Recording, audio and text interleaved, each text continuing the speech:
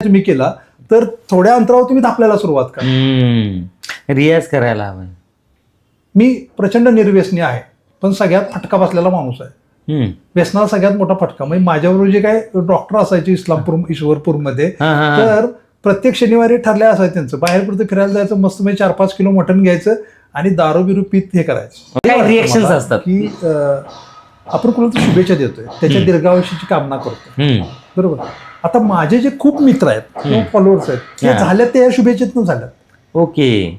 म्हणजे मी लोकांना मला आवडतंय की त्यांना शुभेच्छा द्याव्या आपण. डॉक्टर म्हणून तर माझी जबाबदारीच आहे त्यांना दीर्घायुष्याची आणि उत्तम आरोग्याची शुभेच्छा द्यायलाच पाहिजे. बरोबर. ती बऱ्याच वेळा परखडपणे लिहितो. म्हणजे अलीकडचंच या 2 महिन्यात एक सिनेमा आला होता, फार चांगला प्रतिष्ठित असणाऱ्या दिग्दर्शकांना तो सिनेमा केला होता आणि मी त्याच्यावरती कमेंट्स केली, फालतू अशा अर्थाने मी ती कमेंट केली. त्यांच्या प्रोडक्शन हाऊसनं मला फोन केला की सर ती तेवढी पोस्ट तुमची रिमूव्ह करा.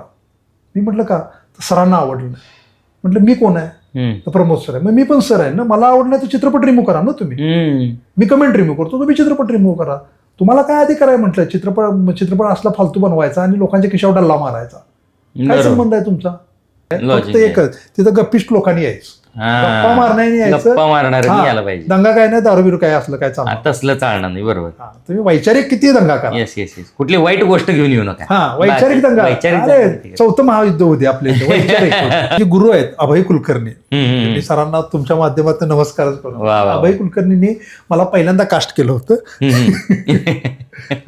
सरांना म्हटलं माझा अभिनय आणि नाव यात काय साम्य वाटतं?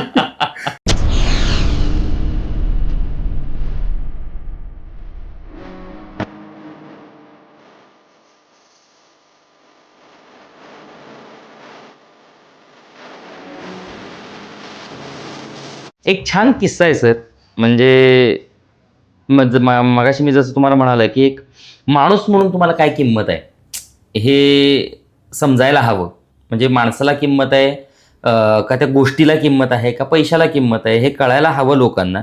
आणि त्यासाठी हा किस्सा लोकांना सांगणं गरजेचं आहे असं मला वाटतं. आणि म्हणून तो किस्सा मी तुम्हाला विचारणार आहे की मुंबईमध्ये तुम्ही एका नावाजलेल्या स्टुडिओमध्ये गेला होतात आणि तिथं VFX आर्टिस्ट होता आणि त्या आर्टिस्टला सुनावून ती मीटिंगमधून तुम्ही अगदी बाहेर पडला होता की नाही आता आपल्याला नाही थांबायचं इथं, कारण या माणसाला माणूस म्हणून किंमत नाही आहे, ज्याची गरज आहे त्या माणसाची किंमत नाही. तो ऐकला होता मी किस्सा, पण लोकांना मला का सांगायचं आहे की तुम्हाला कशाला किंमत दिली पाहिजे हे कळायला हवं. आणि म्हणून तो किस्सा मला लोकांना सांगायचा. तो किस्सा काय होता? ॲक्च्युली माझ्या एका चित्रपटाचं VFXचं काम करून घ्यायचं होतं. मी आणि माझा दिग्दर्शक दोघं मुंबईला गेलो अंधेरीला आणि तो नावाजलेला स्टुडिओ होता, कारण ते काम किचकट होतं आणि तोच माणूस करू शकतोय हे माहीत होतं. आम्ही तिथे गेलो आणि स्टुडिओ असा आईस पैस आलिशान एकदम चिल्ड स्टुडिओ, बर्फच पडायचा राहिला होता, एवढं थंड तो स्टुडिओ. आणि मग माझा दिग्दर्शक होता, त्याला म्हटलं तुम्ही चर्चा करा, मी इथं बाजूला थांबतो, कारण मला त्यातलं काय फारसं नॉलेज नाही आहे, काय तोंडाकडे बघत बसायचं त्यांच्या. म्हणून मी आपल्या एका बाजूला बसलो होतो आणि यांची चर्चा सुरू झाल्यानंतर तो VFX आर्टिस्टनं मला 2-3 वेळा असं केलं, आपका क्या काम आहे असं विचारलं. तर इनके साथ आया हो, एवढंच मी आपलं खानाखून सांगितलं. त्या दरम्यान त्यानं कॉफी सांगायला हे केलं, तर आमच्या दिग्दर्शनानं सांगितलं की ते घेत नाहीत काय, चहा कॉफी काय हे करत नाही, घेत नाही. आता जे घेतो एनर्जी ड्रिंक आहे, तर ते काही घेत नाहीत. मग त्यांना 2 सांगितले स्पॉट. त्यांचा जो बॉय होता ऑफिस बॉय, त्याला बोलवलं. ऑफिस बॉय जाताना त्याने दरवाजा निम्मा उघडाच ठेवला, म्हणजे तो झाकला गेला नाही फास्ट. मग तो उठला आणि दरवाजा लावता लावता मला विचारलं की आपका क्या कुछ काम आहे क्या? तर म्हणलं की ते तुमच्यामध्ये जे काही चर्चा व्हायला लागल्या त्याचा चेक मी देणार. अनु म्हणजे क्षणभर हसायला पण आलं मला, बरोबर. पण वाईट या गोष्टीच वाटलं की त्यानं त्याची जी काही एक्झिक्युटिव्ह चेअर आहे ती जर माझ्याकडे ओढली, माझ्यासमोरून बसला. अरे बापरे.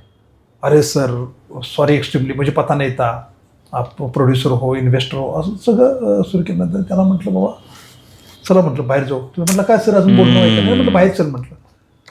तर तो म्हटलं का? तर म्हटलं मला इथं कामच करायचं नाही सर. म्हटलं हाच फक्त काम नाही, काम झालं तरी चालेल. म्हटलं अरे ऍक्च्युली तू मुख्य माणूस आहेस या कलेतला, तुझ्याबरोबर चर्चा व्हायला पाहिजे. त्यानं खुर्ची माझ्याकडे ओढली कारण मी चेक देणार आहे म्हटलं. तर तो जो तुला कमी लेखत असेल ह्युमन बिईंग म्हणून आणि तुला कलाकार म्हणून कमी लेखत असेल, तर ह्या माणसाबरोबर कामच करायचं नाही ना. म्हणजे मी फार मोठा प्रोड्युसर आहे इन्व्हेस्टर अशा नाहीये, पण माझे मानसिकता फार मोठी आहे. बरोबर त्याला काय मी काय वर्षाला 2 चित्रपट नाहीये देणार, बरोबर भाग वेगळा. बरोबर पण मी तुला एकाही चित्रपटासाठी जवळच करणार नाही, हा महत्वाचा मुद्दा आहे. बरोबर. कारण तुला माणूस म्हणून त्याची किंमत नाहीये, ज्याला काय कला किंमत आहे. आहे? म्हणजे तू माझ्या चेकबुकडं आकर्षित झालास आणि तिथला अरे लाख मोलाचा माणूस सोडून तू इथं आलायस. बरोबर असा नाही, तो बरोबर किस्सा आहे. होता. हा. नाही, पण माणूस म्हणून ते कळणंही गरजेचं आहे, लोकांनाही ते कळणं गरजेचं आहे की आपण कुणाला किंमत दिली पाहिजे. कलेला सोडून तुम्ही जर पैशाला किंमत देत असाल तर मग त्याचा उपयोग नाही होणार. बरोबर ना. नाही, पुण्यामध्ये पण आपला एक स्टुडिओ आहे सर, जादू स्टुडिओ असं तुम्ही त्याला नाव दिलेलं आहे. आता ते एक इंटरेस्टिंग आहे की तुम्ही जादूच का नाव दिलं ते एक ऐकायला आवडेल. आणि दुसरं म्हणजे महाराष्ट्रातला एकमेव असा स्टुडिओ जो प्री प्रोडक्शन करतो, म्हणजे बाकीचे सगळे आहेत ते पोस्ट प्रोडक्शन करतात. म्हणजे चित्रपट पूर्ण झाल्यानंतर रिलीज होणार आहे त्याच्या आधीचे प्रमोशन सगळे करतात, पण हे प्री प्रोडक्शन करणं हे नेमकं काय आणि हे कशासाठी? ॲक्च्युली अनु कसं आहे माहिती आहे का, मी असं मानतो की चित्रपटाची आई कोण असेल तर कथा. कथा चांगली असेल तर मग सगळ्या गोष्टी पुढं घडत राहतात. बरोबर. आणि इथं काय होतं माहिती आहे का, कुठल्याही कोणी भंगार कथा आणतं आणि त्याच्यावरती चित्रपट बनवतं. मी खरं सांगू, मी 2018 पासून आज अखेर मी जो 19 चित्रपटात काम केलं, 19 चित्रपटापैकी 3 चित्रपट रिलीज झाल्यात आणि आता पुढच्या वर्षी काही चित्रपट रिलीज होतील. मधले एवढे चित्रपट का रिलीज झाले नाहीत हा मला पडलेला प्रश्न आहे. म्हणजे कोट्यावधी रुपये अडकून पडले. त्याला कारण काय माहितीये का, कथा चांगली नसणं. त्यांना अंदाज येतो, चित्रपट एकदा शूट केलं, एडिटिंग सगळं डबिंग बिंग झालं की लक्षात की अरे या बाद चित्रपट आहे, आपल्याकडनं काहीतरी गणलंय, स्क्रीन प्ले वगैरे होत नाही. मग म्हणजे असं म्हणायचं. किंवा आणखी एक गोष्ट त्यामध्ये होते की बऱ्याच वेळा लेखक असतो, दिग्दर्शक असतो, ज्याला निर्मात्याकडे किंवा इन्व्हेस्टरकडे अप्रोच होतो त्यावेळेला तो फक्त त्याचं प्रोडक्शन कॉस्ट सांगतो, म्हणजे चित्रपट शूटिंगला किती खर्च येईल हे सांगतो. पण चित्रपट ऍक्च्युली बनायला सुरुवात होते त्यावेळेला त्याचं प्री प्रोडक्शनमध्ये पहिल्यांदा कथेवरती काम करायचं असतं. आणि कथेवरती काम करत असताना ते काय कॅमेरामन असेल, कलाकारांचं रिहर्सल्स घेणं असेल, लोकेशन हंटिंग असेल, ड्रेस डिझायनर येतो त्याला कथा ऐकून असेल, ह्यासाठी एक जागा लागते. बरोबर. आणि त्याला एक बजेट पण लागतं. लोकेशन हंटिंगला 5-50 हजार रुपये तुम्ही निर्मात्याला माहिती की निर्मात्याच्या डोक्यात हे असते की अरे तुम्ही तर मला एवढी रक्कम सांगितली आणि आता हे 50 हजार रुपये कुठले वेगळे सांगायला लागले, लाखभर रुपये तुम्ही ऍडव्हान्स द्यायचे हे सांगायला लागले. तुम्ही स्पष्टपणे निर्मात्याला कन्व्हिन्स केलेलं असतंय, त्याचा माइंड सेटअप तयार केलेला नसतोय की एवढ्या एवढ्या सगळ्या गोष्टींसाठी खर्च येईल. त्यामुळे त्याचा वाईट परिणाम काय होतो माहितीये का, याची हे प्री प्रोडक्शनचा तो सगळा भाग आहे, हा कन्व्हिन्स होणं निर्मात्याला फार गरजेचं असतं. आणि हे कुठंतरी त्याचं शिक्षण मिळावं आणि लोकांना एक बैठक मिळावी म्हणून मी तो स्टुडिओ ऍक्च्युली सुरू केला. आता जादू म्हणजे तिथं कलात्मक गोष्टी, म्हणजे साधं एवढं मोठं झाड तयार केलं जातं, कथाबीज एवढंच असतंय आणि त्याच्यातनं नंतर अख्खा मोठा चित्रपटाचा डोला कमाल आहे ना, म्हणून ते जादू नाव दिलंय. आणि तिथं प्री प्रोडक्शन यायचं की ज्या अकाउंटिंगची कामं असतील तर या सगळ्या गोष्टींची गप्पा टप्पा मारत एका ठिकाणी व्हावं. आणि माझं स्टुडिओ निसर्गाच्या ठिकाणी आहे. पुण्यामध्ये एवढी आयस्पेस जागा कुठल्याही स्टुडिओला नाही. पार्किंग तर 5-50 गाड्या पार्किंगला उभा करा, गप्पा मारा इकडे तिकडे, बरोबर, त्याचं झुला बिला सगळं आपल्या इथं. तर त्या सगळ्या गोष्टी शांतपणे काम करायला मिळतंय. आणि सगळ्यात महत्वाचं म्हणजे महाराष्ट्रातनं कुठल्याही जिल्ह्यातनं पोरं येऊ द्यात, बाहेर इथं लॉजला आणि हॉटेलला थांबण्यापेक्षा आपल्या इथं स्टुडिओमध्ये या, 50 रुपये फक्त द्यायचे मेंटेनन्स चार्ज म्हणून, कारण तुम्ही लाईट वापरताय, पाणी वापरताय, ते माझ्यावर भुर्दंड पडू नये. बरोबर. तर त्यासाठी आपण ते किमान पैसे देतो. तेही एखाद्याला ते देणंही शक्य नसेल तर ते आपण मागत नाही. बॉक्स ठेवलाय त्यामध्ये तुम्हाला वाटलं तर 50 रुपये टाका, नाही वाटलं तर तसं जावा, हा भाग आहे. तिथं 10-15 लोकांची राहायची व्यवस्था आहे. असा स्टुडिओ की जिथं तुम्ही गप्पा मारा, म्हणजे बसा. बरोबर. कथेची निर्मिती ही नेहमी थापा मारून होत असते. पटकथा हे थापा मार यायचं, गप्पा मारायचं, थापा मारायचं, इकडचं मोठं बोलायचं, तिकडचं मोठं बोलायचं, असं करत करत एक आयडिया सुचते. अरे मग ह्या गप्पा मारण्यासाठी ती जागा आहे. राहिला प्रश्न पोस्ट प्रोडक्शनचा.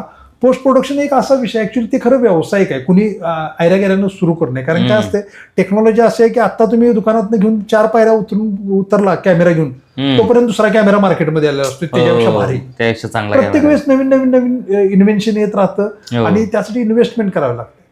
आणि माझी ती इच्छा नाही की मी इन्व्हेस्ट करावं परत, त्यासाठी मी परत पैसे मिळवण्यासाठी परत झगडत बसावं. बरोबर. मी 2018ला रिटायरमेंट घेतल्या पैसे मिळवायचे नाहीत म्हणून. आणि जर इन्व्हेस्ट करायला लागलो तर परत त्यात इन्कमची अपेक्षा ठेवत राहणार इन्कमची ना मी. अपेक्षा राहणार. बरोबर. सोपा मार्ग काय, मी जगतोय ना, माझ्यासोबत या, तुम्हाला मी पण जगवतो, आपण मिळून जगू. आपण मिळून जगूयात. साधं आहे. आता सुद्धा 2 चित्रपटांचं प्री प्रोडक्शनचं काम आपल्या इथं चालू आहे. आता सुरू आहे जादू स्टुडिओमध्ये. हा, जादू स्टुडिओमध्ये वरती चालू आहे. आणि एवढी ऐसपैस जागा आहे की अक्षरशः म्हणजे लोक काय काय वेळेस तर सर माझी कथा जरा डेव्हलप करायची, मी येतो म्हणून. आता एक शूट चालू आहे आमच्या इथं कोल्हापूरला. ओके. तो माणूस तिथे येऊन राहिला होता आणि त्याला म्हटलं झाली का कथा, नाही म्हटलं सर एक ठिकाण आवडलं म्हणून मी आलो, तो कथा अगोदरच तयार आहे. एवढं सुंदर आहे ते, शांत आहे, डोकं शांत राहण्यासाठी. पण असंही नाही, त्यानं डिरेक्शनसाठी त्याला डोकं एवढं शांत राहिलं, कथा अगोदर तयार होती, पण डिरेक्शनसाठी काय काय करायचं असं एवढं कूल माइंडने तिथं तो विचार करू शकतो. बरोबर. त्यासाठी प्री प्रोडक्शनचं आयडिया माझ्या डोक्यात आले आणि ते आपण उपलब्ध करून दे. एक प्रकारचे प्री प्रोडक्शन स्टुडिओ हा लॉजिंग पण आहे. ओके. स्वस्तातला फुकटातला मित्राचा लॉजिंग आहे. फक्त एकच, तिथं गप्पिष्ट लोकांनी यायचं, गप्पा मारण्याने यायचं, गप्पा मारणाऱ्यांनी यायला पाहिजे. दंगा काय नाही, दारू बिरू काय असलं काय चालतं, तसलं चालणार नाही. बरोबर. तुम्ही वैचारिक किती दंगा करा, येस येस येस, कुठली वाईट गोष्ट घेऊन येऊ नका. हा, वैचारिक दंगा. अरे 4थं महायुद्ध होते आपले इथे, वैचारिक फक्त वैचारिक वैचारिक महायुद्ध. अडचण. बरोबर. सर, तुम्ही एका नाटकाची निर्मिती पण केली होती. त्या नाटकाचं नाव आता कसं करू, तर त्याचा एक काही अनुभव जर असेल तर तुम्हाला प्रेक्षकांना ऐकायला आवडेल. अतिशय सुंदर असं नाटक होतं, त्याची निर्मिती केली होती तुम्ही. नाही, ॲक्च्युली लॉकडाऊनमध्ये म्हणजे मी बऱ्याच राज्यनाट्य स्पर्धा बघत राहतो आणि त्याचं पुढं काय होतं हा प्रश्न जातो. बरोबर. त्याचं नाटकांचं पुढं काय होतं. एकदा संदीप दंडवते म्हणजे नगरचे अहिल्यानगर आता त्याचं नाव. बरोबर. तर तिथले जे लेखक दिग्दर्शक आहेत नाटकात, त्यांचं नाटक आता कसं करू भेटतं मला फार आवडलं. तर मी संदीपला बोलवून घेतलं, म्हटलं याचं पुढं काय करणार. तर म्हटलं स्पर्धा खेळणार. म्हटलं त्यातनं काय इन्कम. तर म्हटलं काय इन्कम तसं नसते, म्हटलं सॅटिस्फॅक्शन आहे इन्कम. ऍक्च्युली चुकीचा प्रश्न होता तो. बरोबर. सॅटिस्फॅक्शन हे सगळ्यात मोठे इन्कम आहे. बरोबर. म्हटलं वैचारिक व्यावहारिक पातळीवर आपण काय करू शकतो का. तर म्हटलं करूया. मग ते फोकाक्यांचा हर्ष वगैरे आम्ही सगळे बसलो आणि त्याचे आम्ही 40 प्रयोग केले आणि प्रचंड तुफान गाजलं नाटक आणि पहिला लॉकडाऊन पडला. अरे, नाटक थांबलं. त्यानंतर दुसरा लॉकडाऊन पडला. त्यानंतर मग त्यातले जे काही कलाकार आहेत ते आमची आप्पी, आमची कलेक्टरची लीड हिरोईन शिवानी नाईक, ती लीड करत होती. अमित रेकी त्यातला लीड करत होता. ऋषिकेश वांबूरकर होता, जो आता बऱ्याच टीव्ही मालिकामध्ये आहे. ती सगळी टीम होती, आम्ही करत होतो. नंतर लॉकडाऊन मध्ये थांबलं, ते थांबलंच खरं. बरोबर. ते अमित रेखींना आणि त्यांना घेऊन तुम्ही एक चित्रपट पण केला होता, सफरचंद नावाचा. तर त्याच्याबद्दल तुम्ही काय सांगाल. ॲक्च्युली सफरचंद म्हणजे माझ्याविषयी सांगण्यापेक्षा मी जे नवीन नवीन चित्रपटात निर्माते म्हणून येतात त्यांच्यासाठी खरं सांगेन मी की तुम्हाला चित्रपटात ज्ञान नसलं तर करू नका.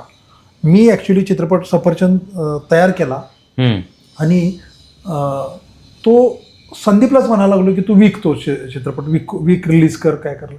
ॲक्च्युली ते त्याचं काम नाही आहे. लेखक आहे, दिग्दर्शक आहे त्या चित्रपटात. शेतकऱ्यानं स्वतः पिकवायचं स्वतःच विकायचं असतं. निर्मात्यानं पण स्वतःच तयार करायचं चित्रपट, स्वतःच तो विकायचा असतो, रिलीज करायचा असतो. मला या क्षेत्रातलं काहीच माहित नव्हतं. बरोबर. आणि तरी मी ते केलं की मला ते शिकायचं होतं. जे काय लाखो रुपये माझे अडकले, पण त्याचा मला बेनिफिट हा झाला की मला ऍक्च्युली सगळं नॉलेज आलं. त्यानंतर मी कित्येक चित्रपट वितरण पण केलंय, प्रमोशन तर करत राहतो. चित्रपटांचं वितरण पण केलंय. काही चित्रपट मी विकून पण दिल्यात चांगले. म्हणजे आताही दुसऱ्या ह्याच्यातले म्हणजे गुजरातचे वगैरे चित्रपट येतात ते मी विकून देतो. सफरचंद मला हे शिकवलं ओके की हे करायला पाहिजे. पण जे नवीन निर्माते त्यांना सांगेल की तुम्हाला ते विकता येत नसेल तर तुम्ही करू नका. परवाच एक माझ्याकडे मिटिंग झाली, तर मला एवढं भारी वाटलं. मी ते कडकडून मिठी मारली निर्मात्याला, कारण की आमचे जे मित्र आहेत आकाश फुके, त्यांनी मला फोन करून बोललं की असं एक निर्माता आला आणि त्याला तुमच्याशी बोलायचं, लेखक दिग्दर्शक. तो म्हटला सर मला हे समजून घ्यायचं आहे की काय आहे ही प्रोसेस. मी त्याला मिठी मारली आणि म्हटलं हे भारी आहे. म्हटलं पहिला निर्माता असेल की ज्याला वाटतं की आपण एक विकायचं कसं आहे ते शिकायचं आहे मला पहिल्यांदा, ते भारी आहे. खूप लोक आहेत असे कित्येक चित्रपट अरे वेड्यासारखे पडून राहिलेत की ज्यांना कसं विकायचं आहे माहित नाही, काय नाही. मुळात एवढे बंडल चित्रपट बनवल्यात कारण त्याच्यावरची प्री प्रोडक्शन होती, कामच झाल्या.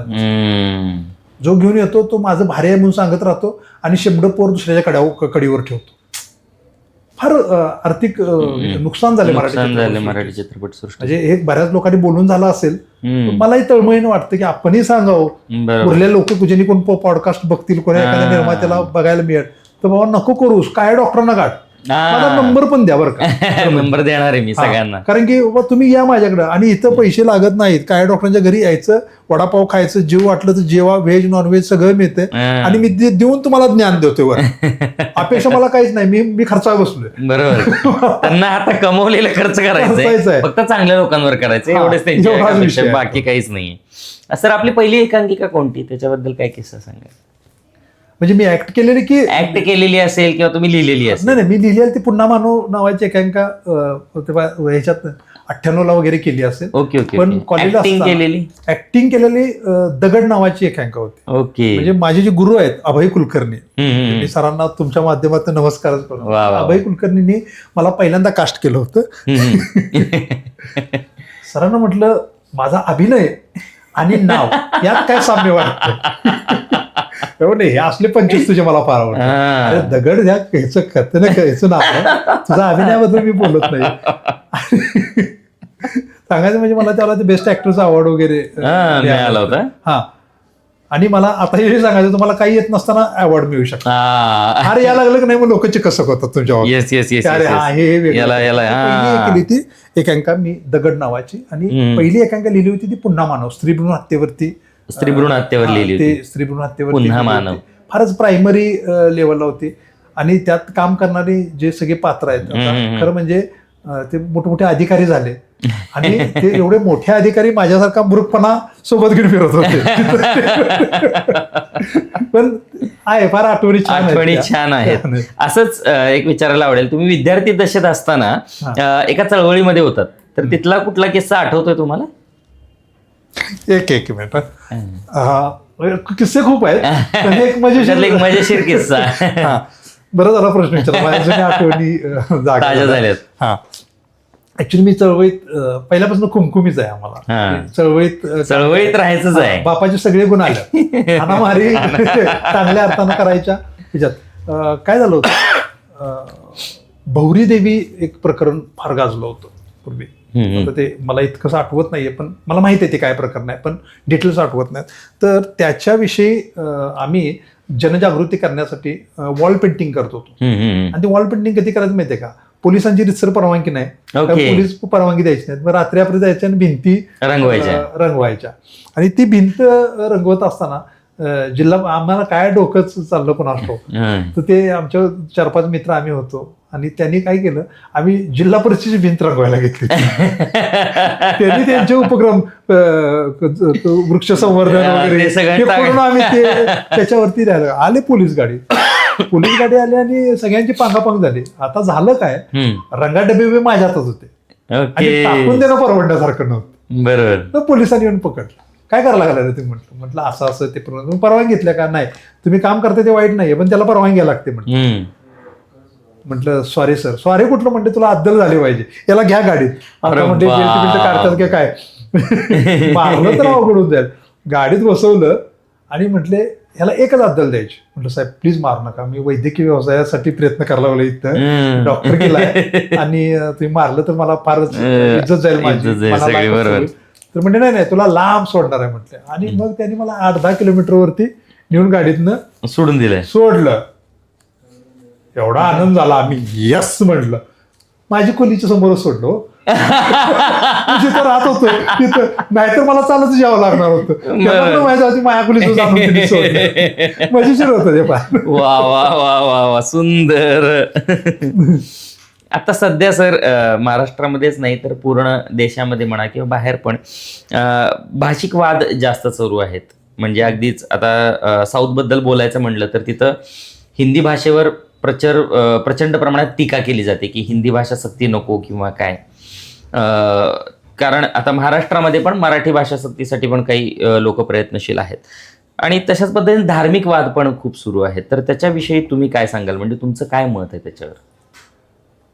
बरं झालं, चांगला प्रश्न विचारला. कारण कसं आहे माहिती आहे का, आणि माझी जी लाईफस्टाईल आहे ती मी एका ठिकाणी कुठंच थांबलेलो नाही. या क्षेत्रात काम करत राहिलो, नॉलेज घेत राहिलो आणि इंटरेस्टिंग आयुष्य जगण्यासाठी ऍक्च्युली मी ते करत होतो. तर हा जो प्रश्न विचारला, मी डॉक्टर आहे, बरोबर. मला माहिती आहे कुठल्या जातीच्या माणसाला कुठलं इंजेक्शन द्यायचं. मला हेच माहिती आहे की कुठल्याही जातीचा माणूस असू दे, बरोबर, सगळ्यांना इंजेक्शन एकसारखंच लागतं. येस, बरोबर, वेगळं काही देऊ शकत नाही. म्हणजे माणूस ही जात असावी, मानवता हा धर्म असावा, ह्याच्यात आता ह्याला प्रश्न भाषिक वाद आहे का राजकारणाचा मुद्दा आहे आपला नव्हे. आता मी काय जे शिकलो, तर मी आता जिथं राहतो पुण्यामध्ये, तिथंच एक पोरग मारवाड्याच पोरग आहे, ऍक्च्युली तो मारवाडी भाषा बोलतो. ओके. घरातले सगळे मारवाडी बोलतात. एक दोन वेळा मला मेडिकलमध्ये दिसला, करायला लागला तो. मी मेडिकलमध्ये म्हटलं हे काय, तर नाही म्हटलं त्याला बोलता येत नाही, एकदम देखणं पान पोरग बरं का, आणि त्याला बोलता येत नाही म्हटलं. आणि मग म्हणतो तो मागतोय ते, आता मला माहित झालं तो काय मागतोय ते पेडिग्री वगैरे कुत्र्याचं खाद्य न्यायला तो आला होता त्याच्यात. तर मला त्याला असं जाणवलं, अरे मी मराठी आहे, तो मारवाडी माणूस आहे, त्याला मराठी पण येत नाही आणि मारवाडी पण येत नाही, बरोबर, तरी पण एकमेकाचं काय त्यांना पाहिजे व्यवहार त्यांचा होत असेल, बरोबर. भाषेचा काय संबंध, मुद्दाच नाही, भाषा हा मुद्दाच नाही. हा, आणि जर खरंच तुम्हाला भाषेविषयी प्रेम असेल तर तुमची भाषा अस्खलित तुम्हाला माहित पाहिजे. अस्खलित म्हणजे फार शुद्ध अशा अर्थानं म्हणत नाही, सगळे शब्द म्हणजे तुमचं त्या भाषेवर प्रभुत्व हवं. म्हणजे उदाहरणार्थ आपण डॉक्टर बाबासाहेब आंबेडकरांचं जर घ्यायला गेलो, 8व्या वाजपेयीनंतर 14 भाषा यायच्या. हो, म्हणजे नाही, डॉक्टर बाबासाहेब आंबेडकरांचं 14 भाषांवर प्रभुत्व होतं. प्रभुत्व म्हणजेच काय, तर त्या भाषेतले 1000 असे शब्द जे चलनात नाहीत ते तुम्हाला माहिती हवेत, अशा 14 भाषांवर डॉक्टर बाबासाहेब आंबेडकरांचं प्रभुत्व होतं. तर तसं तुमचं प्रभुत्व असेल तर मग तुम्ही तो भाषावाद करू शकता. तुमचं ते जर माहिती नसेल, म्हणजे एखादा जर मराठीतला एखादा शब्द तुम्हाला विचारला आणि तो तुम्हाला माहितच नसेल, म्हणजे आता क्रिकेटला काय म्हणतात, खुर्चीला काय म्हणतात, तर हे तुम्हाला जर माहितीच नसेल तर टेबल त्याला नेमकं काय. एक महिन्यापूर्वी मी फेसबुकला एक पोस्ट टाकला, तो शब्द मला आता पाठ नाही. ओके, तेंडल्याचा आता आम्ही एक हे करतोय, उपक्रम राबवतोय, तेंडल्या आपल्या दारी. म्हणजे सिनेमा तो लोकांच्या मागणीवरनं त्या गल्लीत दाखवायचा, संघटनेनं दाखवायचा, वेगवेगळ्या शाळेतनं दाखवतोय, असे खूप प्रयोग व्हायला लागले ते पूर्ण महाराष्ट्रभर, आणि चांगले चांगले फुल प्रयोग व्हायला लागले त्याचे. आणि त्याला एक जे लोकांनी त्याचं कौतुक केलं उभा राहून, तर त्याचा एक व्हिडिओ होता, तो मी फेसबुकला शेअर केला.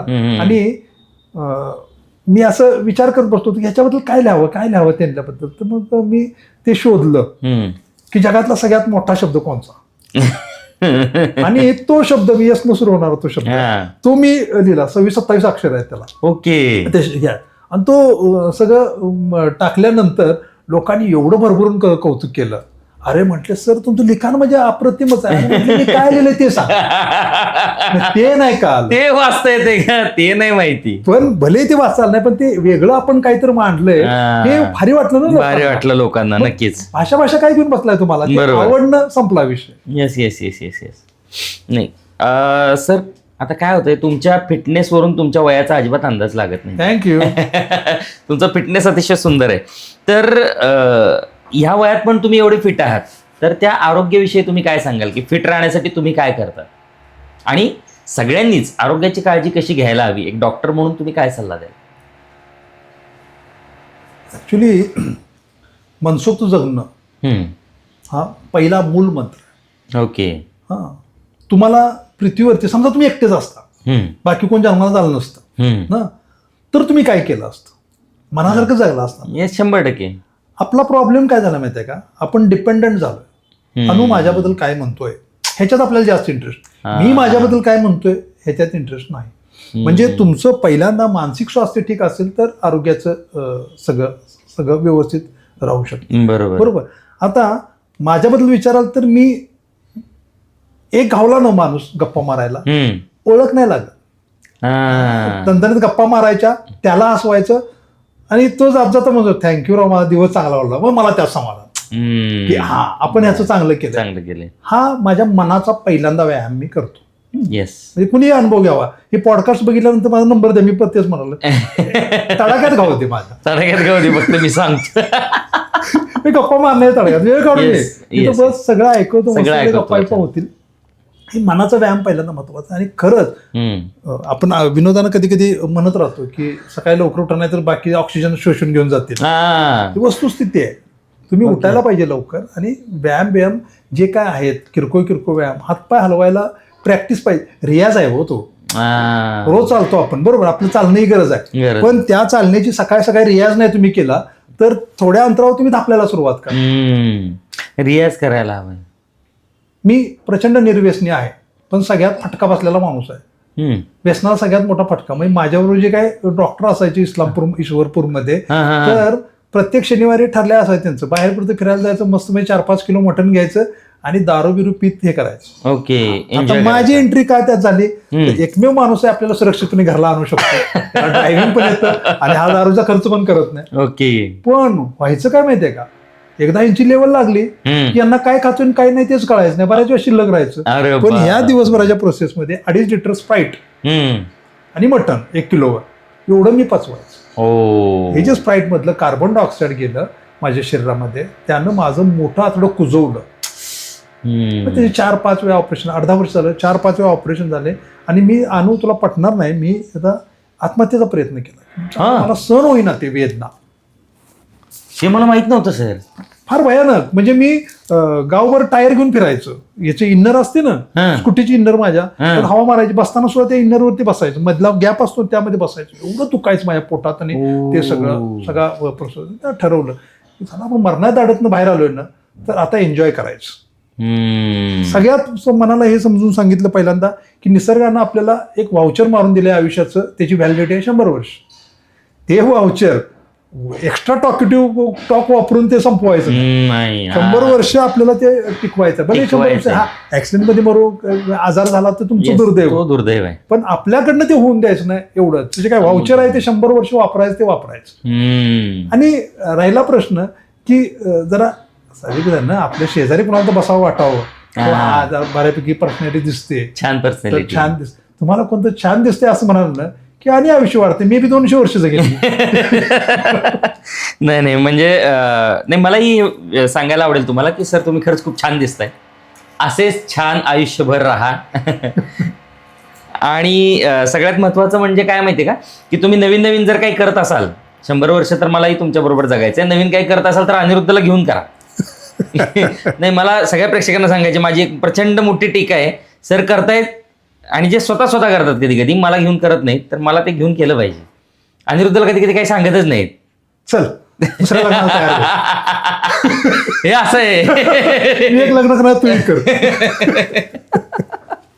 नाही सरांनी जे काही पिक्चर असतील, कुठल्या एकांकिका असतील, नाटक असतील, ह्याच्या आधी केल्या तर त्याही मला करायला आवडतील, तर त्या सगळ्या घेऊन करा असं मला म्हणायचं.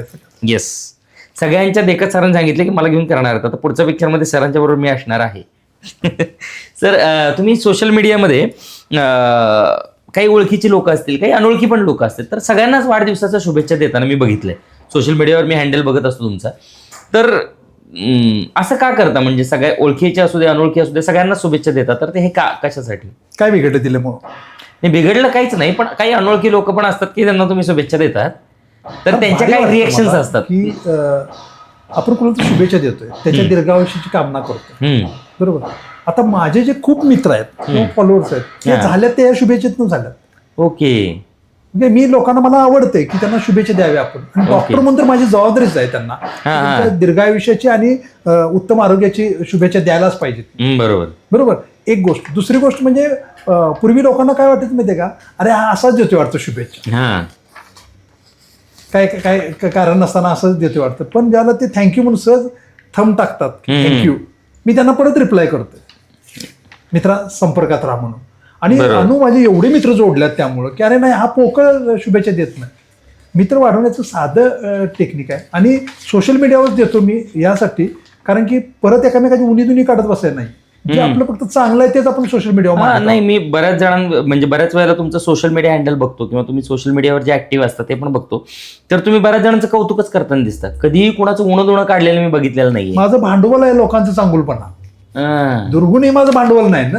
ओके. मला काय घेण्याचं नाही तुमच्या दुर्गुणाची. तेच बघितलं, तुझं दुर्गुण तुला लखलाप, जे काय तुझं नुकसान होणार आयुष्यात तुझं होईल, तुझं होणार आहे. मला तुझ्याकडनं फक्त चांगलंच पाहिजे, कारण मला माझ्याकडे पॉझिटिव्ह वाईब्स मिळवायचे. Yes yes yes yes yes. आणि तुझ्या चांगुलपणाचा काही अंश माझ्याकडे आला तर बरोबर. आणि मी असं म्हणत नाही की मी फारच परिपूर्ण आहे, चांगला आहे, म्हणजे असणार पण नाही, असू पण नाही. व्हरायटी पाहिजे ना आयुष्यात, चांगलं वाईट दोन्ही पाहिजे. नुसतं चांगलं असून कसं चालेल, काहीतरी वाईट पण पाहिजेच की. सगळंच गोड असून चालणार नाही, काही तिखट लागेल, काही आंबट लागेल, काही खारट लागेल, पाहिजे, सगळं हवंय. सर मला विचारायला आवडेल तुमची आवडती व्यक्ती कोण, म्हणजे हे सगळ्या व्यक्तिमत्व तुम्ही सांगतायत, तुमचं एक अष्टपैलू व्यक्तिमत्व आहे, तर तुमची आवडती व्यक्ती कोण आहे? 2 व्यक्ती मला फार आवडतात. पहिले म्हणजे माझा बाप, की ज्यानं मला घडवलं ॲक्च्युली आणि बिनधास्त जगायला शिकवलं. आणि दुसरी व्यक्ती म्हणजे मी स्वतः. ओके. सगळ्यांनी स्वतःवरती प्रेम करावंच. मुळात स्वतःला कमी लेखू नका. म्हणजे मग जगातला कुठलाही भारीतला माणूस असू दे. एक वाक्य फार महत्वाचं वाक्य सांगतो, कॅमेऱ्यात बघून मी सांगतोय आणि मन लावून ऐकवा, की डॉक्टर म्हणून हे वाक्य वापरतोय मी, मला तो अधिकार आहे ते वाक्य वापरण्याचा. मित्रांनो, शुक्राणू जे आपल्या शरीरात शुक्राणू असतात, ज्याच्यापासून बाळ तयार होतं, ते शुक्राणू 120 कोटी असतात. आणि हे ज्यावेळेला गर्भाशयाकडे जात असतात बीजांडाबरोबर मिलन करण्यासाठी, त्यावेळेला त्यांच्यात आपापसात लढाई सुरू होते. आणि 120 कोटीपैकी एकच जिंकतो आणि त्यातनं बाळ जन्माला येतो. तो 120 कोटीपैकी एक म्हणजे आपण स्वतः आहोत. जर 120 कोटी लोकांना आपण म्हणजे शुक्रांना हरवून जर आपण इथे जन्माला आलो असेल, मग आपण ग्रेट, आपला रिस्पेक्ट करायलाच पाहिजे ना. 100%. 120 कोटीची लढाई जिंकली आपण, बरोबर. ग्रेट आहोत आपण. 120 कोटी लोकांना हरवलंय. पृथ्वी तलावरती आपण ह्या आहोत की जिथं सहजासहजी कोणी येत नाही. म्हणजे समजा सगळ्यांना जन्म मिळत असता तर 4-5 हजार कोटी लोक दिसले असतील, इथं फक्त 800 कोटीच लोक आहेत. बरोबर. आणि त्या 800 कोटी या पृथ्वीवरच्या त्यापैकी आपण एक आहोत. काय कमी लेखायचं आहे आपण स्वतःला? बरोबर. काही संबंध नाही ना. काही संबंध नाही. नाही, बरोबर आहे. म्हणजे आवडती व्यक्ती तुम्ही स्वतः आणि तुमचे वडील, असे तुमचे 2 आवडती व्यक्ती आहेत. सगळ्यात आवडता कलाकार कोणता सर? ऍक्च्युली मला सैफ अली खान फार आवडतो. ओके. भले त्या पूर्वी आवडायचं नाही तो, कारण की असं काहीतरीच विचित्र ते बायकी वाटायचं मला. पण नंतर तो एवढ्या व्हर्सटाईलपणे काम करायला लागला की अरे बापरे, तो प्रचंड चांगला कलाकार आहे. साऊथमध्ये धनुष मला फार आवडतो. म्हणजे अप्रतिमच काय धनुष. हां. आता राहिला प्रश्न, तुम्ही मराठी वगैरे असं विचाराल तर कला असते. कमल हसनचा तुम्ही सदमा हा बघितला, तो कुठला चित्र, मुकपट, पुष्पक, तो जर बघितला तर भाषेचा काही विषयच नव्हता. त्यामुळे भाषिक वादेत मी पडणार नाही या प्रांतात त्या प्रांतात. मी फक्त माहिती सांगितलं मला इकडचं हा आवडतं, इकडचं हा आवडतं. ही 2 लोक मला प्रचंड आवडतात. अनेक दिग्दर्शक, मगाशी आपण म्हणालात की एका चित्रपटाचं तुम्ही मॅन टू मॅन प्रमोशन केलं होतं, बरोबर? आणि अनुराग कश्यप सरांनी म्हणजे जेवणाचा किस्साही तुम्ही सांगितलात. तर अनेक निर्माते, दिग्दर्शक तुमच्याकडे एक ऑर्गॅनिक प्रमोटर म्हणून बघतायत, नाही का? तर ऑर्गॅनिक प्रमोशन का? म्हणजे काही स्पष्टपणे बोलल्यामुळे वाद वगैरे काय होत आहेत किंवा काय? नाही, ऑर्गॅनिक प्रमोशन हा वेगळा मुद्दा आहे. ॲक्च्युली ऑर्गॅनिक प्रमोशन म्हणजे मी मॅन टू मॅन त्याचं प्रमोशन करायचा प्रयत्न करतो. कारण कसं आहे, तळागाळातल्या लोकांच्यापर्यंत सिनेमा पोहोचला पाहिजे, तो किती चांगला आहे हे कळालं पाहिजे आणि ते एकामेकाला सांगायला पाहिजे. आता मी ज्या पद्धतीने काम करतो ते प्रमोशन घेत असताना मला काही मानधन मिळतं. हा, पण हे असं तुम्ही डायरेक्ट स्पष्टपणे बोललात तर काही वाद वगैरे होतात का, असं मला म्हणायचं? मग मी जे काही माझे जे पैसे मिळतात ते मी तळागाळातल्या लोकांच्यापर्यंत देतो. बाबा ह्या चित्रपटात तुम्ही प्रमोशन करा आणि यातला काही हिस्सा तुम्ही घ्या, ही एक बाजू. दुसरी गोष्ट, मी सोशल मीडियावरती बऱ्याच वेळा परखडपणे लिहितो. म्हणजे अलीकडचंच या 2 महिन्यात एक सिनेमा आला होता, फार चांगला प्रतिष्ठित असणाऱ्या दिग्दर्शकांना तो सिनेमा केला होता आणि मी त्याच्यावरती कमेंट्स केली, फालतू अशा अर्थाने मी ती कमेंट केली. त्यांच्या प्रोडक्शन हाऊसनं मला फोन केला की सर ती तेवढी पोस्ट तुमची रिमूव्ह करा. मी म्हटलं का? तर सरांना आवडलं नाही. म्हटलं मी कोण आहे? तर प्रमोद सर आहे. मग मी पण सर आहे ना, मला आवडलं तर चित्रपट रिमूव्ह करा ना तुम्ही. मी कमेंट रिमूव्ह करतो, तुम्ही चित्रपट रिमूव्ह करा. तुम्हाला काय अधिकार आहे म्हटलं चित्रपट असला फालतू बनवायचा आणि लोकांच्या खिशावर डल्ला मारायचा? काय संबंध आहे तुमचा? तसं नका ना करू, चांगला चित्रपट बनवा. अरे तुमचे सगळे पहिले चित्रपट मला प्रचंड आवडलेले आहेत, आपण प्रेमात आहोत तुमच्या ऍक्च्युली पुढच्या वरच्या टप्प्यातलं तुम्ही काहीतरी बनवायला पाहिजे. असंही नाहीये, म्हणजे एखादी चित्रपट फसगत होऊ शकते बनवताना, हे मला मान्य आहे, मी त्या प्रोसेसमध्ये आहे त्यामुळे. पण ज्याला चित्रपटाची कथान पटकथाच फसलेला असते त्या अर्थी पुढच्या डोलाला उभा करायचा नसतो ना, तो तुम्ही का केला? निर्मात्याला बुडवलं तुम्ही. ओके. आणि आता निर्मात्याचे पैसे वसूल करून द्यायचे तुम्ही दरोडा कोणावर टाकताय तर पब्लिकच्या खिशावर दरोडा टाकताय, त्यांनी बघावं. आणि राहिला प्रश्न, म्हटलं तुमचा जो बॉस आहे तो माझ्यापेक्षा फार दिग्गज आहे, त्याला फॉलो करणारे लोक बघतील ना. बरोबर. मला जे काही लोक बघणार आहेत ते का मला फॉलो करतील? त्यांना काय वाटेल की काय डॉक्टर काय थाप मारतोय, ते नाही बघणार ना. बरोबर. माझं काय मत आहे ते बघणारच नाही, ते बघतील ना सिनेमा. बरोबर. राहिला प्रश्न, खरं चित्रपट उत्कृष्ट आहे तर दुसऱ्या आठवड्यात का गेला नाही? दुसऱ्या आठवड्यात थिएटरमध्ये दिसलाच नाही तुमचा सिनेमा, गायब झाला. बरोबर. म्हणजे मी खोटं बोलतोय अशातला भाग नाही ना ते. बरोबर. प्रेक्षकांनी का उचलला नाही तो? प्रकटपणे लिहायलाच पाहिजे. आणि का लिहायचंय? मला काय तुमच्याशी पर्सनल वाद नाही. अरे बाबा, मराठी चित्रपटसृष्टी, साहित्य, भाषा, संस्कृती हे सगळं टिकणं फार गरजेचं आहे. ते जर तुम्ही टिकवत नसाल तर अवघड आहे ना सगळं. बरोबर. नाही, मराठी चित्रपटसृष्टी टिकणं गरजेचं आहे आणि टिकवण्यासाठी आपल्यासारख्याच लोकांनी पुढे येणं गरजेचं आहे, पडखड बोलणं गरजेचं आहे. म्हणजे काही लोक गप्प असतात, बोलतच नाहीत आणि त्याच्यामुळं बऱ्याचशाच पद्धतीनं म्हणजे हे नको त्या गोष्टी जास्त पुढे येतात असं वाटतं. मला अनु या संदर्भात एकानं आणखी एकानं हे केलं होतं की सर तुम्ही अशा कमेंट्स करत जाऊ नका, आपण एकाच इंडस्ट्रीत आहोत आणि तुमच्या करिअरसाठी धोकादायक. अरे येड्या, म्हटलं माझं काय करिअर आहे यात? करिअरच नाही म्हणजे मी करिअर सोडून आलोय एन्जॉय करायला आणि तुमचं गुणगान करत बसू का? मला नाही ना आवडणार. मला जे काय 50-50 हजार लोक बघतात किंवा लाखभर लोक ऐकतात त्यांना तर मी शहाणं करणारच. आणि मे बी ते कदाचित प्रेक्षक नसतील तुमचे. बरोबर. माझे तशी वायपळच बरोबर झाली. बरोबर. ते ऐकण्यात कोणी इंटरेस्टेड आहे नाहीये, तुम्हाला काही घेणं देणं नाही. जे ऐकतायत त्यांना ऐकू देत, ज्यांना चांगलं करता येईल त्यांना करू देत ना.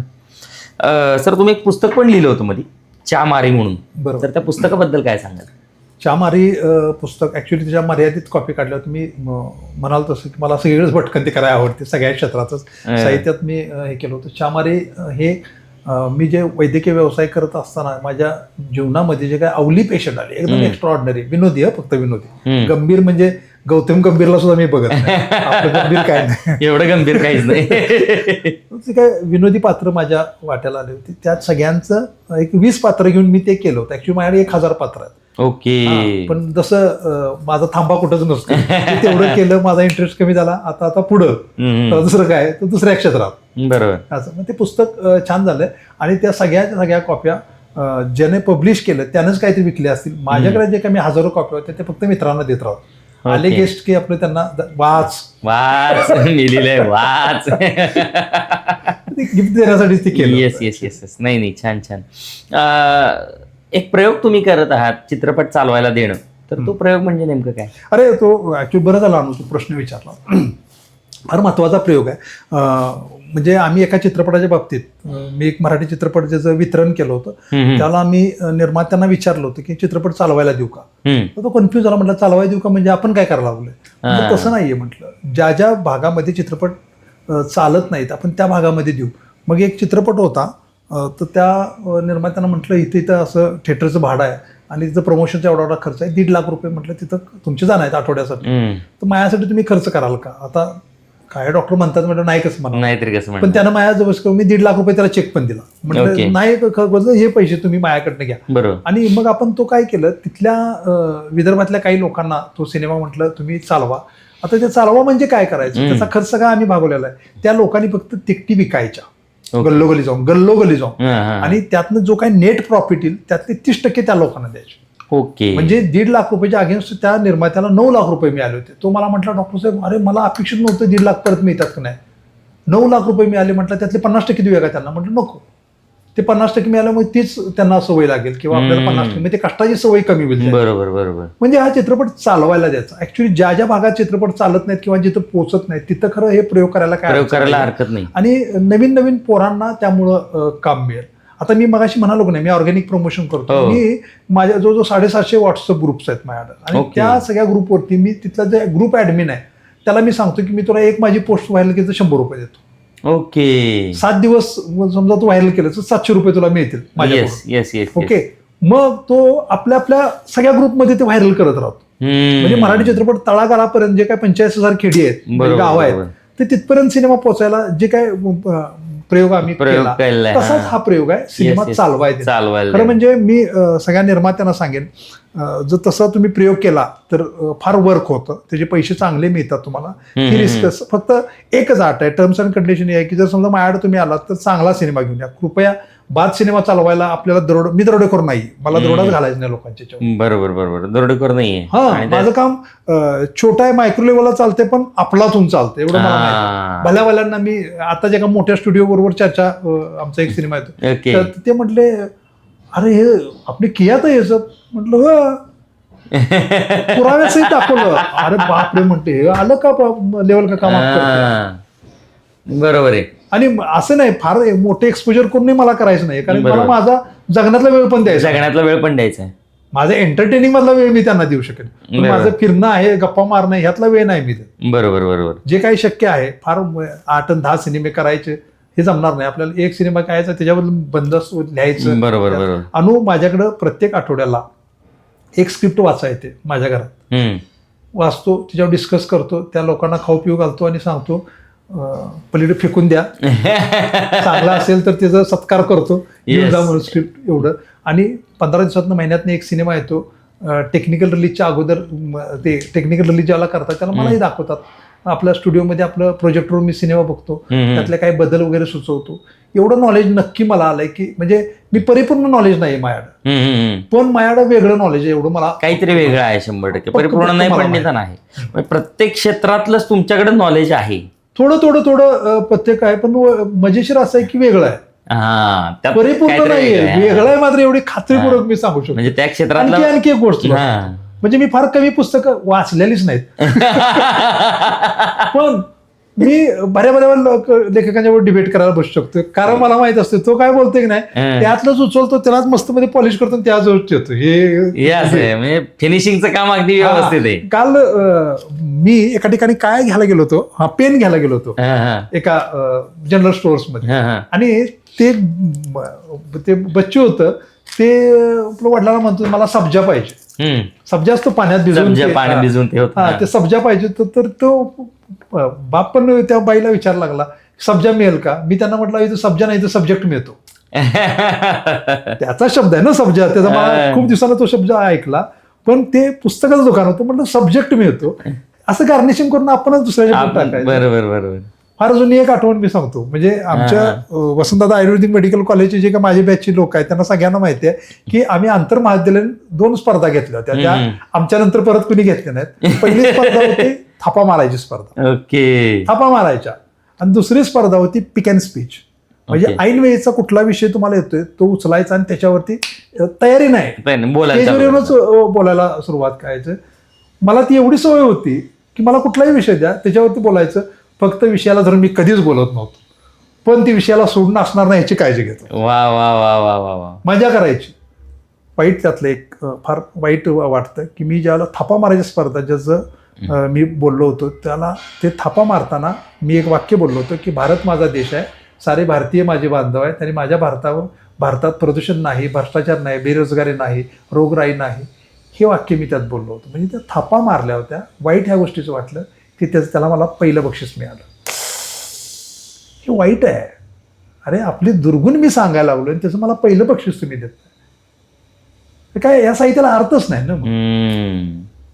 म्हणजे ते ज्याला मला कॉलेजमध्ये असताना 17-18 वर्षाचं सांगायला लागलो मी तुला, म्हणजे ज्याला जस्ट ऍडमिशन घेतलं होतं, फर्स्ट इयरला होतो त्यावेळेस सांगायला लागलो.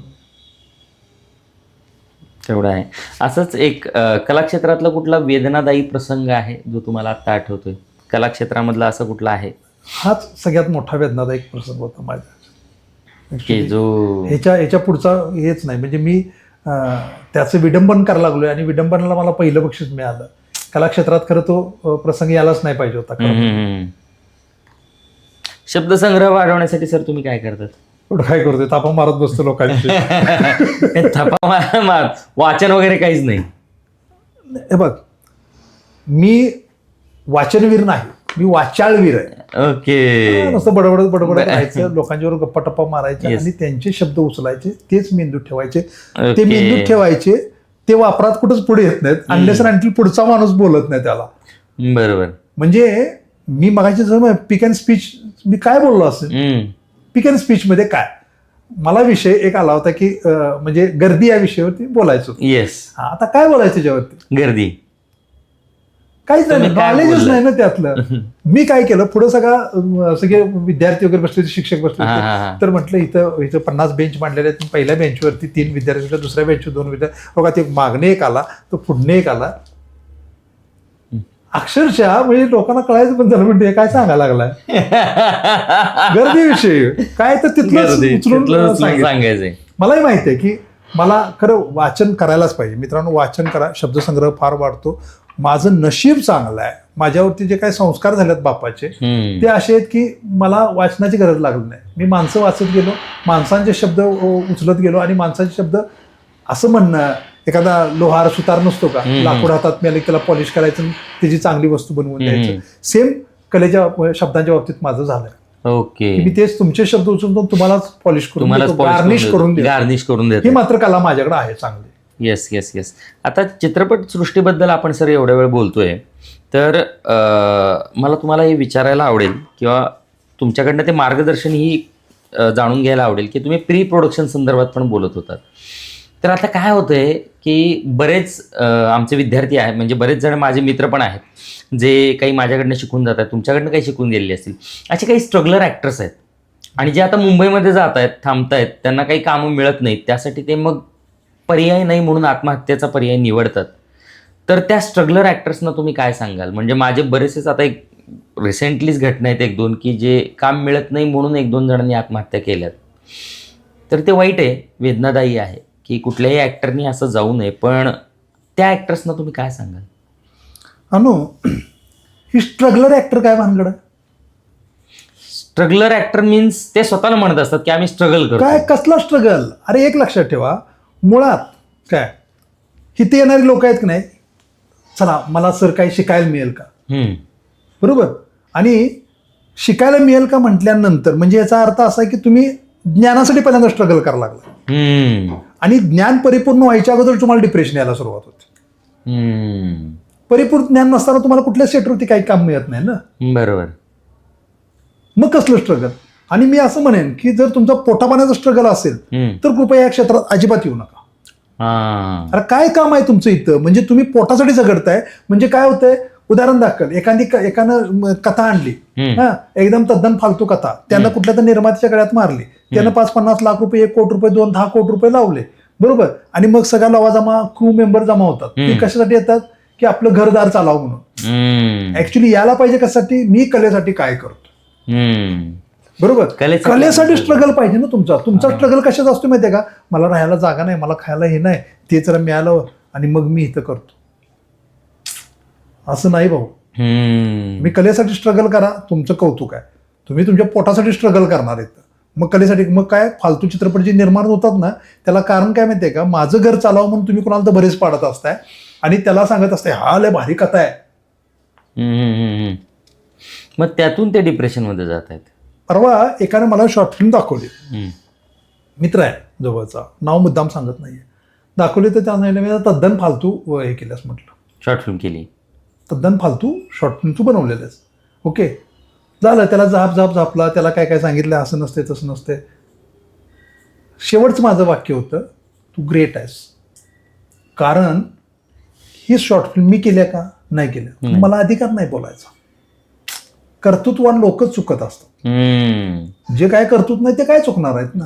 तू ग्रेट केलंयस म्हटलं, भले ते वाईट आहे पण तू केलंयस हे त्यातलं महत्वाचं, आणि त्याची विरुद्ध तुला एकट्याला बसल्या. माझा ऑब्जेक्शन कुठला आहे, दुसऱ्याचे पैसे घ्यायचं फालतू काय तर बनवायचं, ह्याच्यावरती ऑब्जेक्शन आहे माझं. ओके, ते नका करू. आणि मग तुमचं स्ट्रगल असलं फालतू स्ट्रगल नको, परिपूर्ण ज्ञानाचं तुमचं स्ट्रगल आणि तुम्हाला यश मिळत नसेल तर आमच्यासारखी तुमच्या पाठीशी राहणार. म्हणजे पूर्ण ज्ञान घेऊन जर तुम्ही काही स्ट्रगल करत असाल तर मग 100% तुम्हाला यश मिळाल्याशिवाय राहणार नाही. अरे मिळतं यश, तुला सांगू, आता मी आमचा एक 6 फेब्रुवारीला सिनेमा रुबाब येतोय, शेखर रणखांबे त्याचा हे आहे. ते पोरगाचा म्हणजे मला आठवते चांगलं, तो 10-12 वर्षापूर्वी माझ्या दवाखान्यात आला होता एक स्क्रिप्ट घेऊन. ती स्क्रिप्ट त्याला मी आता तुमच्या समोर सगळ्यांना सांगतो की ती शेखर ती स्क्रिप्ट मीच करणार आहे, त्याचा निर्माता मीच असणार. मढ नावाची स्क्रिप्ट आहे, तर ती स्क्रिप्ट मीच करणार आहे, त्याचा काही प्रश्न नाही. पण मला चित्रपटातला अंदाज नव्हता, त्यामुळे मी ते मागत. ते पोरगं आजही स्ट्रगल करत करत करत आता अशी अवस्था ह्या स्टेजला आलंय ते काय, पण त्यानं पोटा पाण्यासाठी स्ट्रगल वेगळा ठेवला होता आणि कलेचा स्ट्रगल वेगळा ठेवला होता. ओके, 2 वर्षापूर्वी म्हणजे गेल्या वर्षीच बहुतेक त्याला राष्ट्रपती पुरस्कार मिळालाय त्याच्या एका शॉर्ट फिल्मसाठी. वा वा वा, सुंदर, बरोबर.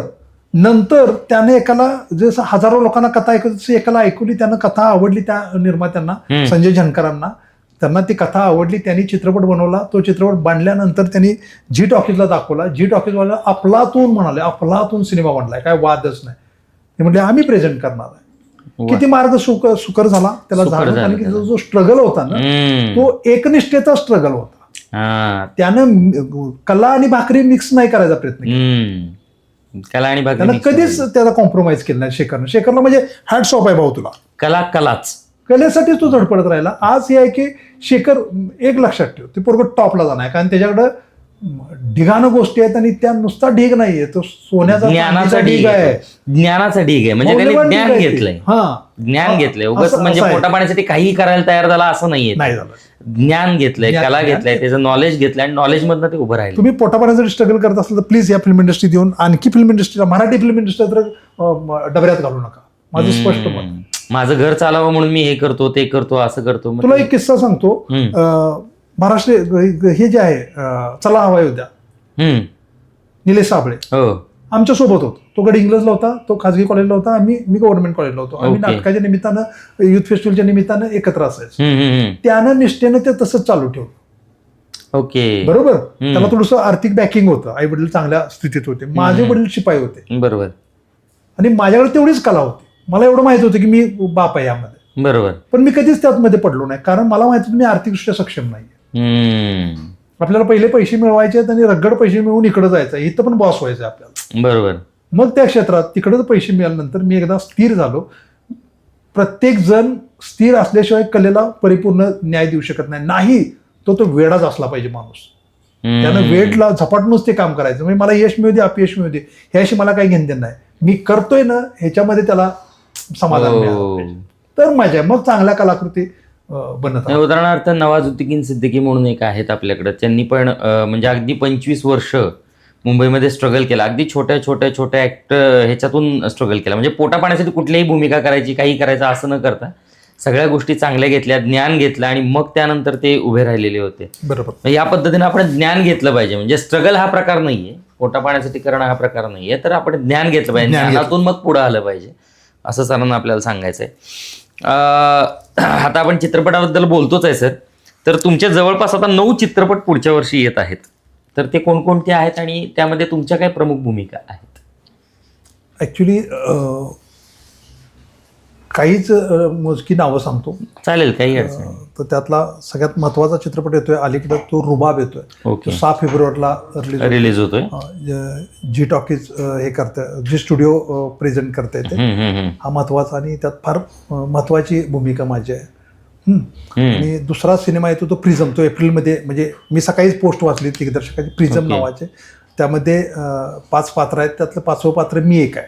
त्यातलं फार महत्वाचा अमर देवकर म्हणून आहेत, ज्यांना त्यांनाही नॅशनल अवॉर्ड आहे त्यांच्या मोरक्या चित्रपटासाठी, आणि तेच आता नवीन चित्रपट बनवल्यात, त्यात तो एक येतोय. नंतर फार मेजर रोल असणारा डांगडिंग नावाचा एक सिनेमा तयार आहे. आता त्याची मी वाट बघालोय खरं. 2026 मध्ये रिलीज होईल असं मला वाटतं. त्यामध्ये प्रभाकर मोरे आहेत, नंतर प्रियदर्शन जाधव आहेत. अशी मोठी स्टारकास्ट पण मोठी आहे. म्हणजे आमचं लागिरी झालीची मधला आमचा नितेश चव्हाण आहे, किंवा आपल्या गावचा राहुल जगताप आहे. त्यामध्ये राहुल जगताप पण आहे. आपला किरण गायकवाड पण आहे. ओके. आता जो चौक देव माणूस किरण गायकवाड तो पण आहे. म्हणजे हे सगळे चित्रपट येत आहेत नवीन.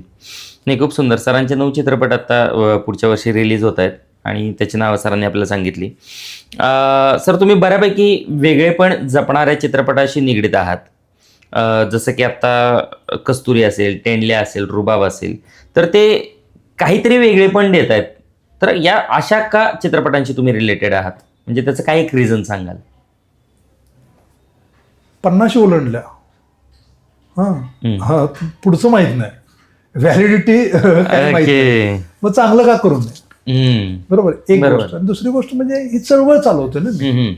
चित्रपट चळवळ मी चालवते, किंवा चांगलं यावं, माझ्या पुढच्या पिढीला काय तर चांगलं मिळावं, दर्जेदार मिळावं.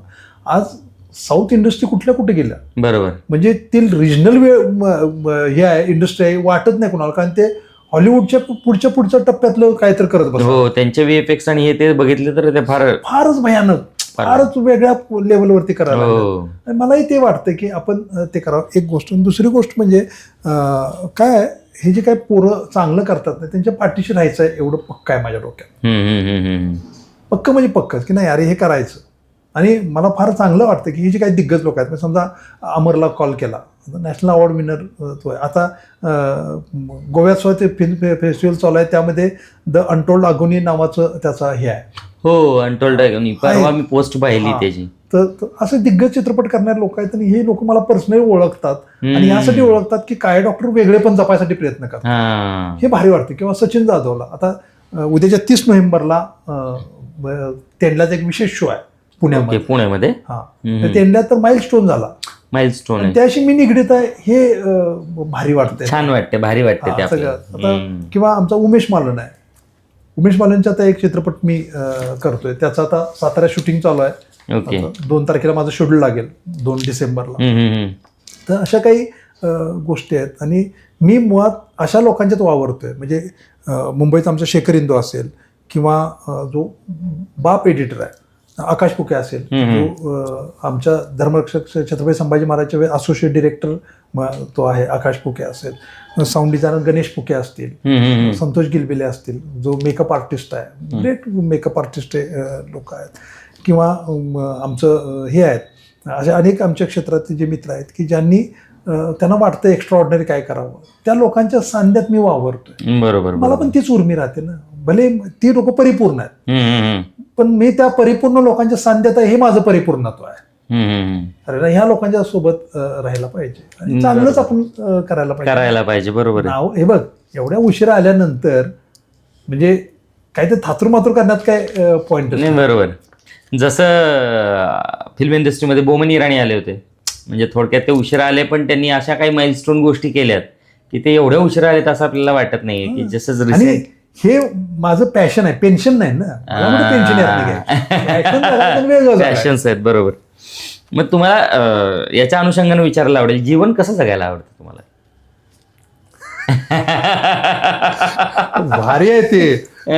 मजेशीर गोष्ट अशी आहे की मी परत माझ्या बापाचं नाव घेतो. बाप मला नेहमी म्हणायचा, बापाला तो शब्द माहित नव्हता, जो शब्द माहित आहे बापाला तो सांगायचा. बाप म्हणायचा तुझ्या मनासारखं जग, आणि कोण तुझ्या मनासारखं जगू देत नाही त्यांना कोल. आणि त्यातनं मग मला तो शब्द सापडला की अरे म्हटलं आपणही आपल्या जीवनाचं कोलंबस व्हावं, बोलायचं लोकांना. बघ, सगळ्यांनी फक्त एकच पथ्य पाळावं की आपल्यामुळे दुसऱ्याला त्रास होणार नाही. बरोबर. नाही तर प्रत्येकाला अधिकार आहे आपल्या पद्धतीनं जगायचा, आणि निसर्गाने दिलेला जो स्वभाव आहे त्या अनुषंगानेच माणूस जगणार आहे. बरोबर. बरोबर आहे का? म्हणजे थोडक्यात घरातली काही लोक म्हणतात की बाबा बाहेर गेल्यावर 4 लोक काय म्हणतील, ती 4 लोक आजपर्यंत कधी दिसली नाही किंवा भेटली नाहीत, पण तरी मनावर एक पगडा असतो, ती 4 लोक काय म्हणतील. त्या 4 लोकांना तुम्ही ऑलरेडी कोल्लेलं. आणखी एक गोष्ट बरं का, सगळ्यांना सांगतो 4 लोकांच्या बद्दल मी सांगतो की मला बऱ्याच वेळा माझे मित्र म्हणतात मग तुला तुझ्याकडे सुखी माणसाचा सदरा आहे. मी माझ्या सगळ्या मित्राला सांगू इच्छितो की सुखी माणसाचा सदरा माझ्याकडे नाहीये, मीच तो सुखी माणूस आहे ज्याचा सदरा बाकी जण वापरतात. ही वस्तुस्थिती आहे. मी हॅपी आहे का तर प्रचंड हॅपी, आणि याचा अर्थ असा नाही माझ्या वाट्याला दुःख येणार नाही असं मी म्हणत नाहीये. बरोबर. हा, किंवा आजार पण येणार नाही असं नाही. बरोबर. एकदा एका ठिकाणी वाद चालला होता आणि त्यांनी मला काय ते उलट सुलट बोललं. म्हटलं मारामारी होईल. तर तो मला काय म्हणलं माहिती आहे का, सर भले तुमच्या घरात मोठ्या डिपार्टमेंटला पोलीसमध्ये मोठ्या हुद्द्यावर असणारे लोक असतील तरी पण तुम्हाला मी जेलमध्ये टाकेन. मी म्हटलं याच्या पुढची गोष्ट सांगतो, एकच पर्यटन राहिले ते म्हणजे जेलचं, ते मला करायला आवडेल, तू मला नको शिकवूस ते. मला काय म्हणायचं आहे की वाईटातनं पण मला चांगलं घ्यायला आवडेल. Yes yes yes. ठीक आहे, आजार पण येते ना, तो मेंटेनन्स आहे ना तुमच्या शरीराचं केला पाहिजे, झिजणारच आहे रे, ते स्वीकारायला पाहिजे. जी मानसिकता हे करायलाच पाहिजे, आपण करूनच घ्यायला पाहिजे. आमच्या बाबतीत वाईट होतंय, 9 रस दिलात ना निसर्गाने, येस येस येस येस, ते घ्यायलाच पाहिजेत ना तुम्हाला. बरोबर. मग आणखी एक मुद्दा त्या आरोग्याविषयी सांगायचा राहून गेला की लोक फक्त आपल्या जिभेवरती प्रेम करतात. हा सगळ्यात महत्वाचा मुद्दा आहे की तुम्ही मित्रांनो फक्त जिभेवर प्रेम करू नका. जीभ तिच्या फायद्याचं बघते, तिला गोड आवडते, आंबट आवडते, खारट आवडते. आपण जिभेतनं आतड्यात गेल्यानंतर लिव्हर जे आपले उरलेले इंद्रिय आहेत त्यांचा पण विचार करायला पाहिजे, तर तुमचं आरोग्य टिकेल. बरोबर बरोबर. त्यांना काय वाटतंय, त्यांना काय त्यांना काय वाटतं, फक्त त्या आरोग्यांना मी मगाशी म्हणत होतो त्यांना खोलू नका, जिभेवर नियंत्रण ठेवा, फक्त तिच्यावर प्रेम करू नका. आणि जिभा तुमचं आयुष्य पण घडवते. त्यांनी जर आपल्याला बोलायला चालू केलं त्या सगळ्या इंद्रियांनी तर मग तुमचं अवघड होईल. नाही तेवढं आहे सर. म्हणजे जीवन तुम्हाला स्वच्छंदी जगायला आवडणार आहे. सगळ्यांनी जगायला पाहिजे. सगळ्यांनी स्वच्छंदी जगायला हवं असं सरांना सांगायचं. आणि आनंदाचं जे कॅल्क्युलेशन आहे ते ऍक्च्युली पैशानं होतच नाही. येस येस हे सगळ्यांनी सांगितले. मी हक्कानं सांगतो, कारण मी गेले 2 वर्ष झालं मी घरात त्यांना सांगतो की मला आता इथनं आयुष्य कॅशलेस जगायचं. येस. पैशाशिवाय काय कसं मी जगू शकतो याचा मी प्रयत्न करायला हवा. आणि ते शक्य आहे का? तर शक्य. पैसा नकोच आहे आयुष्यामध्ये. नाही पाहिजे, त्याच्या पुत्र विचार नाही, पण असं नक्की आहारी जाण्यात काय मजा नाही. आहारी जाण्यात मजा म्हणजे धर्मेंद्र आता गेले, आता त्यांना भावपूर्ण आदरांजली आपले. तर त्या माणसाचं एक वाक्य होतं की तुम्ही मनसोक्त जगा, आणि तो माणूस खरंच मनसोक्त जगत राहिला.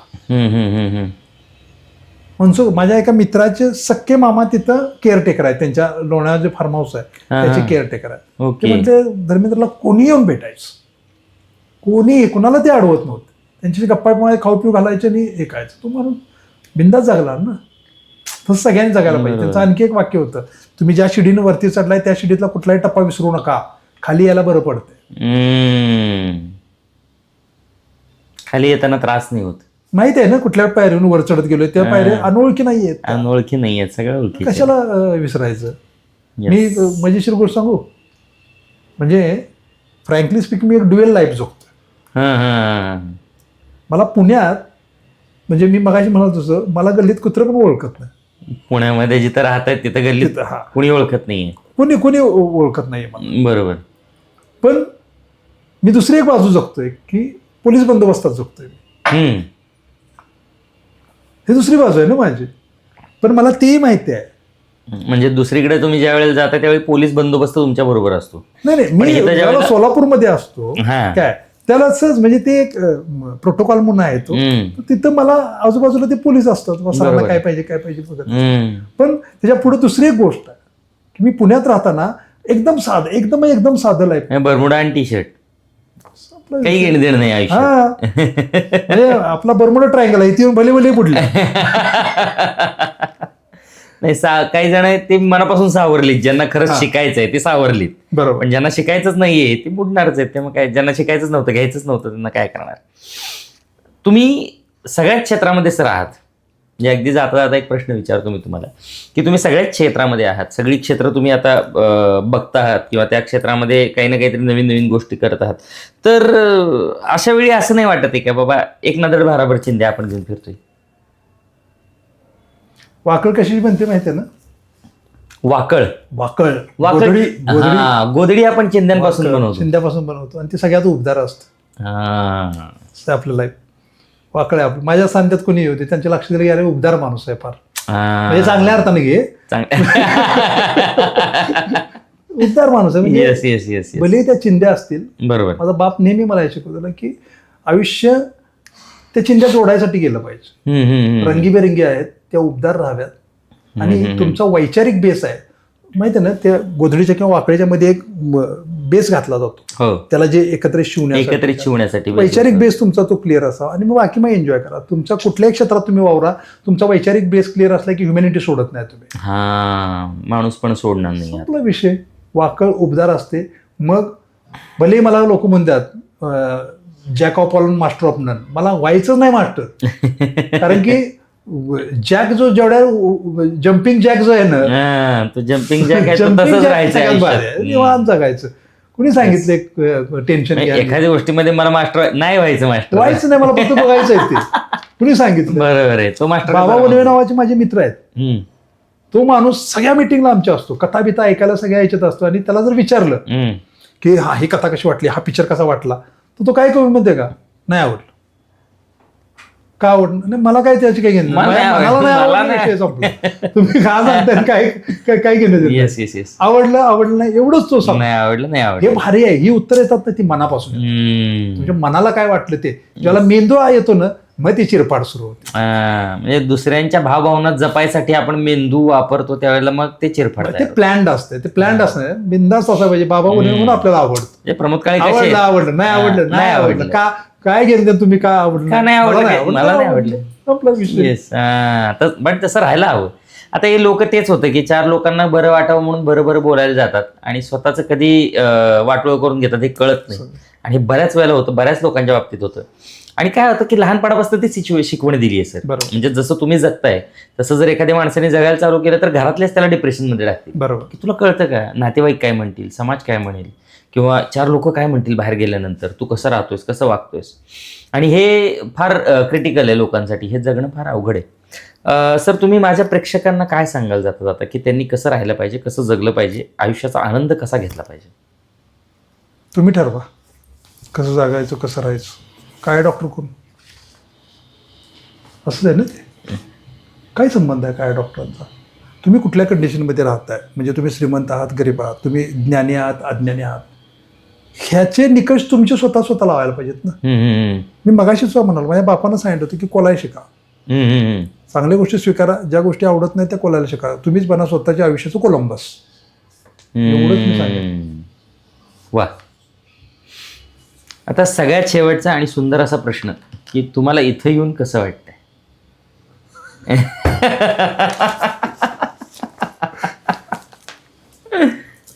फार छान वाटलं. मटण दिलं तर आणखी चांगलं वाटतं. ते काय माझ्याकडनं शक्य होणार नाही. माझा खरं हा विद्यार्थी आहे आणि माझी फार इच्छा होती की माझा एकदा पॉडकास्ट करावा.